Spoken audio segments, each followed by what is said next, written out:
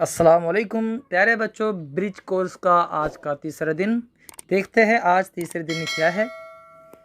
देखिए, मुख्तलिफ़ परिंदों की आवाज़ों की शनाख्त, मुख्तलिफ़ परिंदों की आवाज़ों को आपको पहचानना है। अलग अलग परिंदे किस तरह आवाज़ निकालते हैं, आओ मालूम करें। मंदरजा झैल इक़्तिबास पढ़कर वालिदैन या सरपरस्त से इक़्तिबास से मुताल्लिक़ गुफ्तगू करें।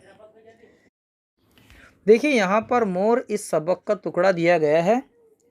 मैं पढ़ता हूँ, आप इसे समझिए। मोर हमारा कौमी परिंदा है। यह आम तौर पर 4 फीट लंबा होता है। इसकी गर्दन लंबी और रंग गहरा सुनहरा और चमकदार होता है। बरसात में जब बादल आते हैं तो मोर अपनी लंबी दुम को पीछे की तरफ फैलाकर खुशी से नाचता है। ये सफ़ेद रंग का भी होता है। मोर के नाच का मंजर बड़ा ही दिलकश होता है।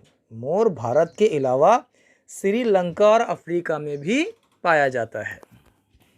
इक़्तिबास आपने सुना बच्चों, इस पर सवालात होंगे। देखिए उसके बाद क्या दिया गया है। आओ अहलियत पैदा करें, मुख्तलिफ़ परिंदों की आवाज़ें निकालो, जैसे तोता, मुर्गा, कोयल वगैरह। आपको जिस परिंदे की आवाज़ निकालनी आती है उसकी मशक करना है और वैसी आवाज़ निकाल कर ऑडियो हमें शेयर करना है। नीचे देखिए, आओ मशक करें। नंबर 1 सवाल है, हमारा कौमी परिंदा कौन सा है? जवाब, हमारा कौमी परिंदा मोर है। नंबर 2 है, मोर की नाच का मंजर कैसा होता है? जवाब है, मोर के नाच का मंजर बड़ा ही दिलकश होता है।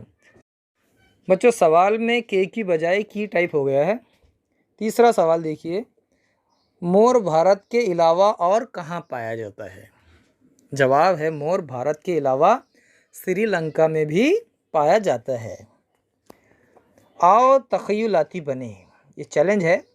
मोर के अलावा आप किन किन परिंदों की आवाज़ें जानते हैं? आवाज़ें सुनाओ। मोर की आवाज़ अगर आपने सुनी है तो उसके अलावा भी अगर आपको जिन परिंदों की आवाज़ें मालूम हैं उनकी आवाज़ें आपको सुनानी हैं। ठीक है, फिर मिलेंगे अगली वीडियो के साथ। तब तक के लिए अल्लाह हाफ़िज़। अस्सलाम वालेकुम।